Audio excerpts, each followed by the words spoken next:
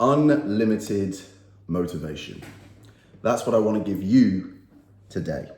But whenever we're talking about a topic like this, I think it's very important to start by defining it, because we all hear the word motivation. We use it ourselves, but do we truly actually understand what it means? So I've Googled it. I've Googled several versions of it, and I've got what I think is the best definition in front of me.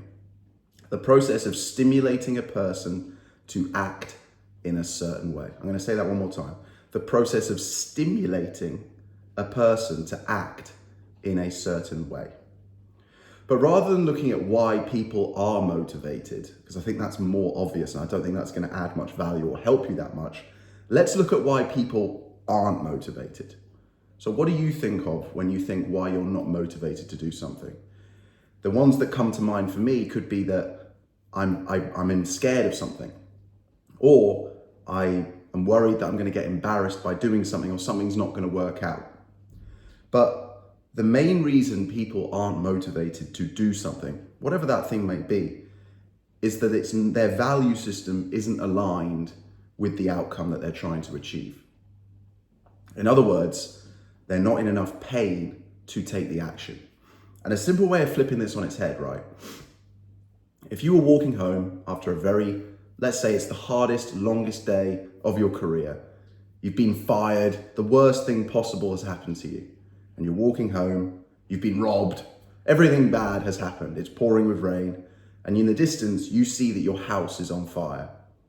In that moment, you have no motivation, you have no energy, but I know for an absolute fact, if your family, your pets, your possessions are in that house, you're gonna run full pelt with more energy and vigor and strength than you've ever had in your life, straight into that house and try and save everyone and everything that you possibly can whilst you can.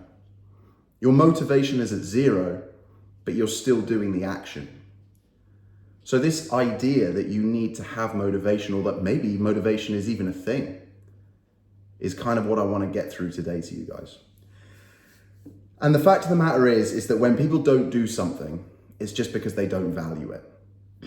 That's it. So why don't people value things? More often than not, it's because what's in front of them, the task they have to do, they probably understand the benefit of it. They probably understand if they go to the gym, they're going to get healthier. Maybe they're going to get in better shape. Maybe they're going to live longer. Maybe they're going to feel better mentally. But because they can't see, feel, or more importantly, even imagine the benefit that they're going to get, they don't do it. It's quite funny. Yesterday I did a TikTok about this. I was walking to the gym. It was raining. I was a little bit tired. It was Easter Friday. Everyone else was on holiday. I was treating it like a normal working day. And I think naturally, on a day like that, motivation is going to be a little low. It was also my second leg day of the week. And I don't know about you guys, but leg days, I'm never motivated to do them. And I did a little short form video about this, and I was like, it was very off the cuff, it was very raw, didn't plan it. I was like, let me talk about this, because I think there's an assumption that people like myself who are in the fitness industry, who are in pretty good shape, who talk about this stuff and do content about this stuff, that we're always motivated, that we're always happy and got a big grin on our face. And nothing could be further from the truth. I don't go to the gym more often than not because I'm motivated. I go to the gym because I know what's on the other side of the gym. Because I've done it before for long enough, for many enough times, to realize the feeling and the experience that you get if you are consistent with it. So I don't need to imagine it. I should probably reframe that and say, I can imagine it. And I think a lot of people, and this doesn't just apply to fitness, by the way, it applies to maybe business and stuff like that. They're stuck with limiting beliefs. They don't believe they can even imagine the result that everyone tells them and promises them and makes all these elaborate, promises that they're going to get. So they don't do them. Or maybe they do it, but they do it half-heartedly, and then they stop doing it almost because they want to be able to say to people, see, I was right, you were wrong, I can't get in shape, I can't make money, I can't start this business, I knew that was going to happen. It's a kind of almost a passive-aggressive form of self-sabotage. It's kind of weird. And by the way, we are all very, very guilty of it. I'm actually going through a little bit of a phase where I'm aware that I'm battling it a little bit myself in another area of my life. And I did that video mainly for people, and I'll say it again here, just to help people realize that just because I'm in this industry, in the fitness industry, and you see me in the gym and you think, okay, he's in moderately good shape, don't think that I'm doing that because I'm just naturally motivated. So if you are struggling with low motivation, or maybe even no motivation, please know that you are not alone in this. But I am never waiting or relying for motivation. Truth be told, I think motivation is entirely artificial. I think it's almost, the way I envisage it is almost the combination of chemicals in our heads. I think it's something around like discipline with willpower combined, and then an ability to almost see the future. Because again, millionaires talk about this quite a lot. Let's look at this in a different context. Millionaires will always say, or they'll be asked, if you lost it all today, what would you do? And every single one of them says, I'd make it back. That is because they have overcome the limiting belief that they can't make £1 million or dollars or whatever it might be. As soon as they've done it once, they know they've got the ability, they know they've got all the tools to do it again. And the fact of the matter is that we are all born with all of these tools. And then what we do is we build walls and limiting beliefs around our mind. And we're conditioned over time by society, not in a conspiratorial way. I'm not saying that. I'm not saying there's systems in place to kind of put you down.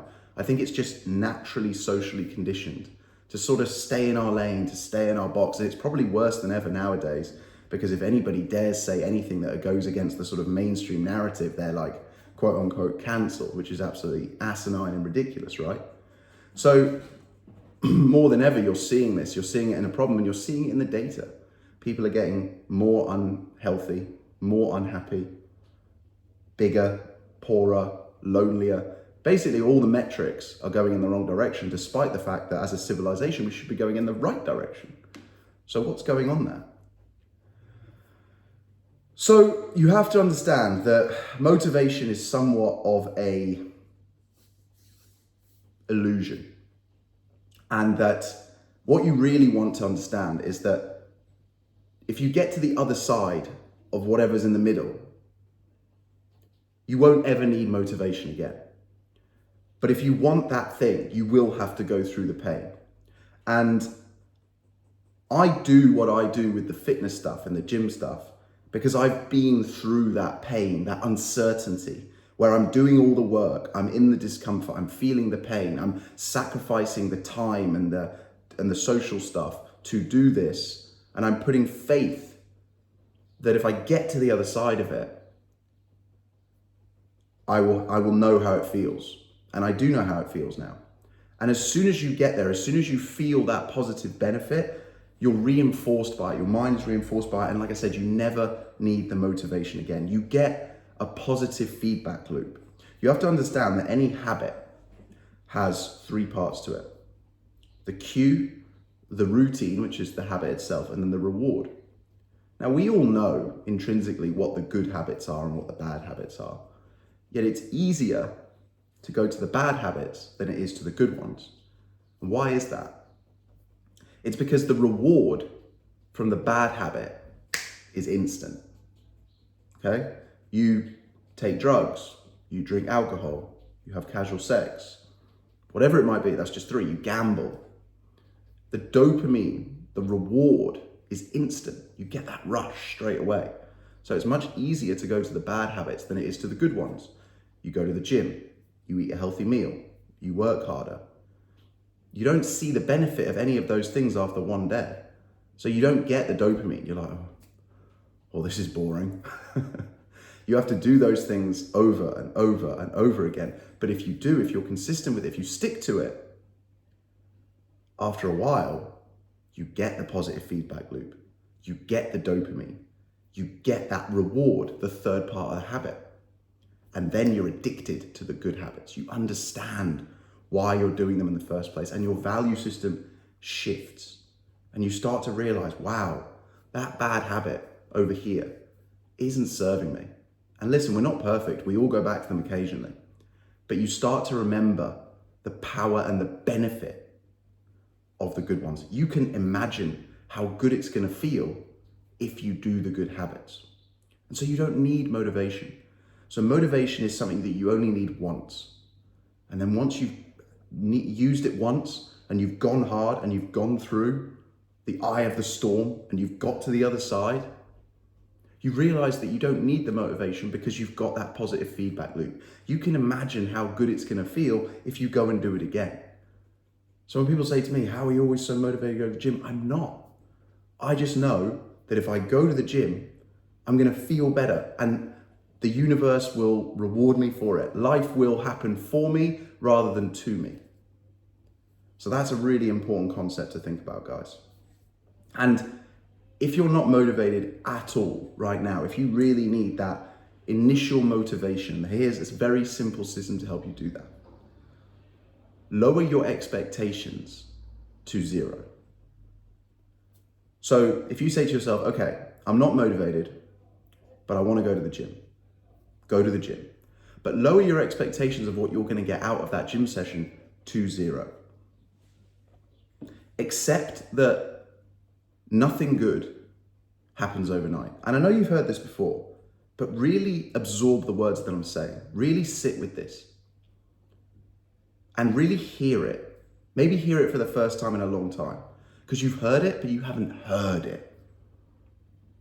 Nothing good happens overnight. And you will have to suffer for longer and harder than you thought to get what you want.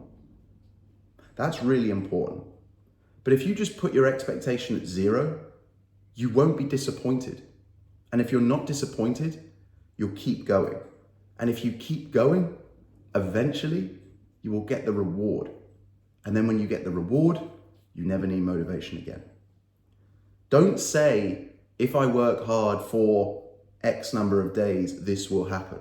Don't say, if I go to the gym for 3 times a week for 3 weeks or 4 weeks, this will happen. Don't say, if I eat in a caloric deficit for this long, this will happen. Don't say any of those things because there are no guarantees in life. What you're searching for is certainty. And we live in a world, probably more so than ever now, where there is more uncertainty than ever. And our brains don't like that. Our brains like homeostasis. They like staying the same. Our brain's job is to keep us alive. But the chances are, if you sit around waiting for someone to save you or to tell you what to do or to show you what to do or tell you everything's going to be okay, you're going to be waiting a very, very long time. All the answers are right in front of you. I'm no smarter than anyone else. I have just lowered my expectations, turned up every single day, done the reps, whether that's in the gym or out of the gym, and said, yeah, good day. You want your expectations to match reality. And then when your expectations are low and you get a reward, you get that good feeling, that weight loss, that money, double down. So many people take their foot off the gas and they go, yeah, I got it. And then they set themselves 10 steps back and they've got to climb back out of that hole. Double down, because now you're on an exponential growth curve, man.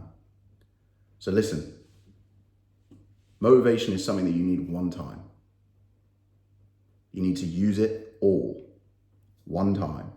The way you do that is you lower your expectation. You lower your expectation to 0, and then you just keep turning up until you get the reward, until you get the positive reinforcement of that habit. And when you do, you never need motivation again. So, I really hope that was useful. I'll see you tomorrow.